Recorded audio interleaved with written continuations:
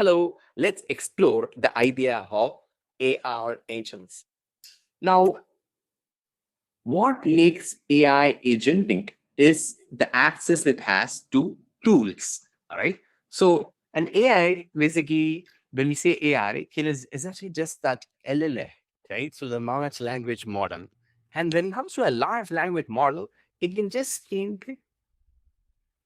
input tokens and it can do processing and predict the open tokens. So that's all it can do, right?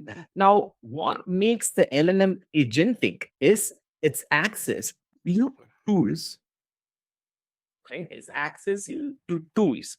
So that's one of the reasons why we even have this MCP protocol, right? Like it enables us to connect our LLMs to different tools and services. When you use Claude API, for example, you can, even without MCP, you can just make the Claude LLMs have access to tools, right? So it's just that other LLM providers might not be able to access the same tool. So that's what, that's the problem that, essentially MCP solves, right? It's basically this universal protocol that enables any LLM to have access to the same tools. Now, either ways, whether we use an MCP to connect our LLMs to a tool, or we basically just directly have the tools available to the LLMs by means of our own scaffolding.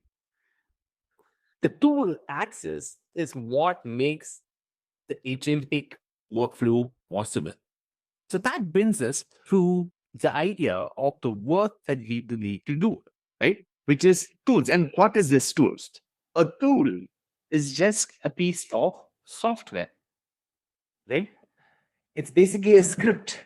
It's, it could just be a Python script or any language script that is then executable, right? A tool is basically just an executor, right? Something that the LLM can execute based on its requirements.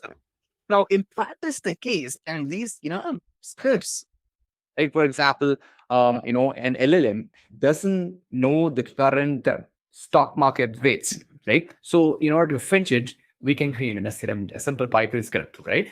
Or to get the weather of a particular place, scripting, right? It's simple script. And when we make these scripts, because actually think, these tools are available in the LLM, right?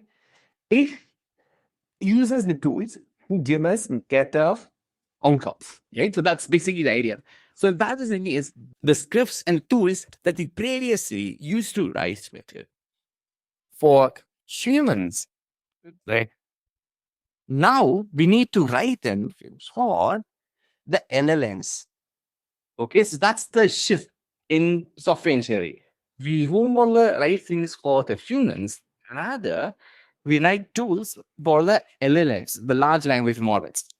Because the humans are not going to be interfacing with the tools directly anymore, right? So this is not going to be happening. The humans are going to be talking with the LLMs, right? And the LLMs are the ones which are going to be using the tools. Right? So this is a shift, right? So if that is the case, we need to be limiting dot more tools that are specific for different requirements. For example, a digital professionals would require a better bit of tools, right? Our construction worker would require their set of these. And her teacher might require a different set of tools, right? Now, the biggest opportunity right now is building these tools for the LLMs. Okay. And by means of building these different tools for the LLMs and setting up the prompts and the skills that the LLMs require, the just these markdown files, we create these agents. So the recipe for an agent is essentially a solid LLM plus the stack of tools that are specific for that respect to agentic workflow, and a bunch of prompts, which could be the system learned prompts, the skill prompts, and so on. Right. So when we have these three in place, the LLM with access to tools and the right prompts, this essentially helps us to build an AI agent for a particular workflow. So that's the idea that I wanted to share today. Thanks for watching.